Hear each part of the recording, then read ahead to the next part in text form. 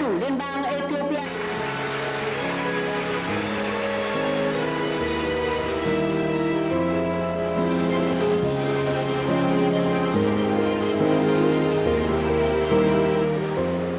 Your Excellency, Pham Chin, Prime Minister of the Socialist Republic of Vietnam, Your Excellency, To Lam, General Secretary of the Communist Party of Vietnam, Your Excellency, Amina Mohammed, Deputy Secretary General of the United Nations, distinguished delegates, ladies and gentlemen.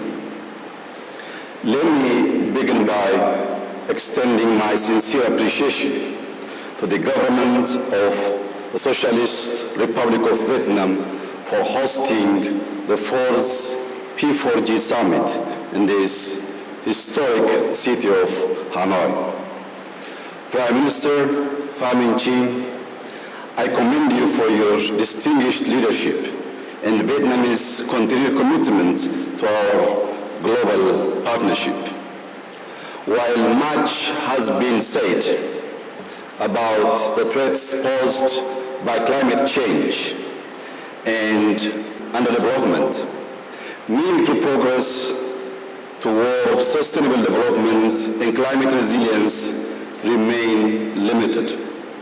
Today, we are confronted with a critical choice to pursue a path of practical, inclusive action that addresses the needs of the most vulnerable, those who overly endure the devastating consequences of climate change.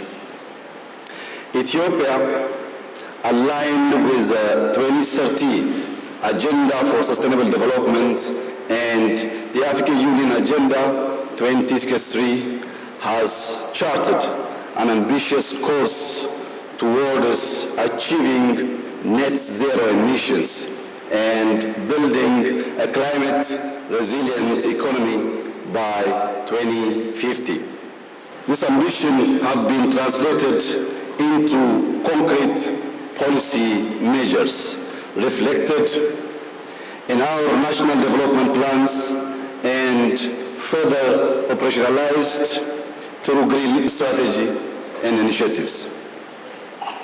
A prime example is our Green Legacy Initiative, under which we have planted 40 billion seedlings since 2019.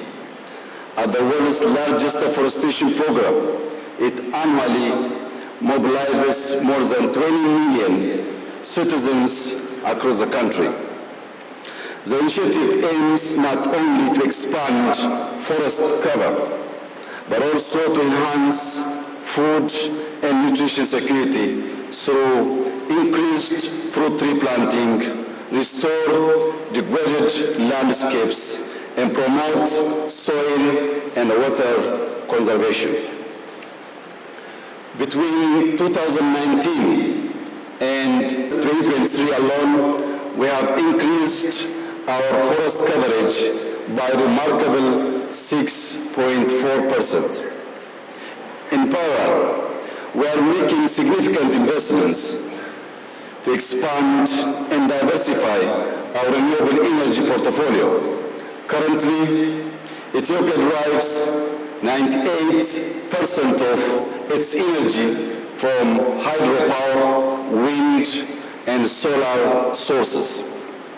The Grand Ethiopian Renaissance Dam stands as a symbol of our commitment to sustainable development, delivering social, economic, and environmental benefits both nationally and across the region.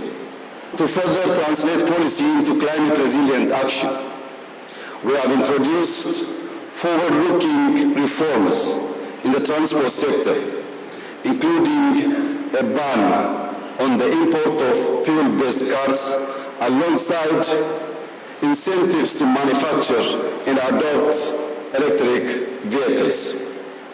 Our urban development strategy is also evolving toward green and smart city models.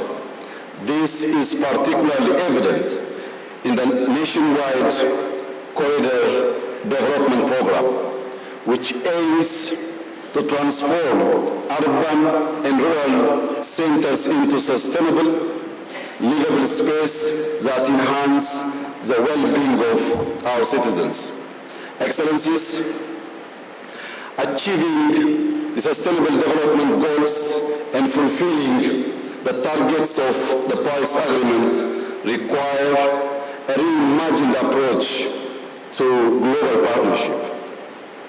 Now, more than ever, climate action must be matched with tangible, targeted support for countries most vulnerable to the harsh effects of climate change. In this light, I would like to point out the following 3 action points. First and foremost, we must recognize that adequate, predictable, and sustainable financial resources are the cornerstone of effective climate action. I reiterate Africa's call for 1.3 trillion USD under the new collective quantified goal on climate finance, an amount that represents only a baseline given developing countries' projected needs of nearly 6 trillion USD by 2030. Second, we must significantly scale up investment in energy development across Africa.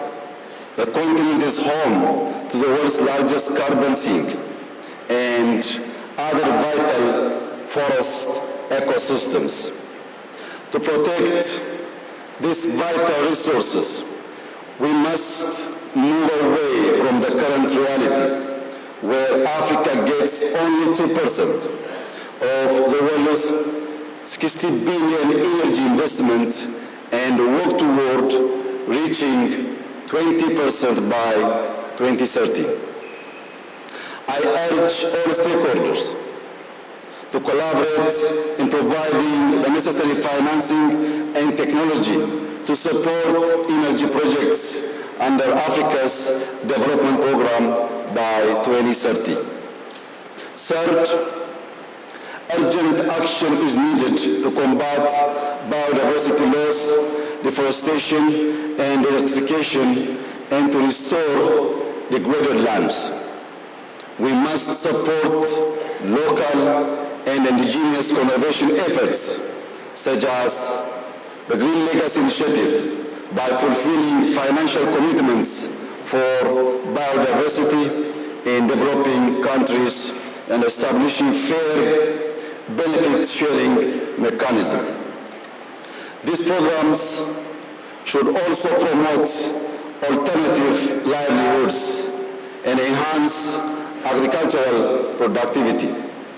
Finally, I reiterate Ethiopia's commitment to collective action on climate and sustainable development. I also urge P4G members to prioritize cross-regional coordination and address any leadership gaps in climate action.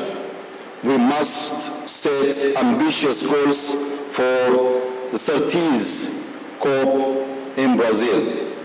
Let me take this opportunity to commend all members and partners for their shared commitment over the past 7 years. I thank you.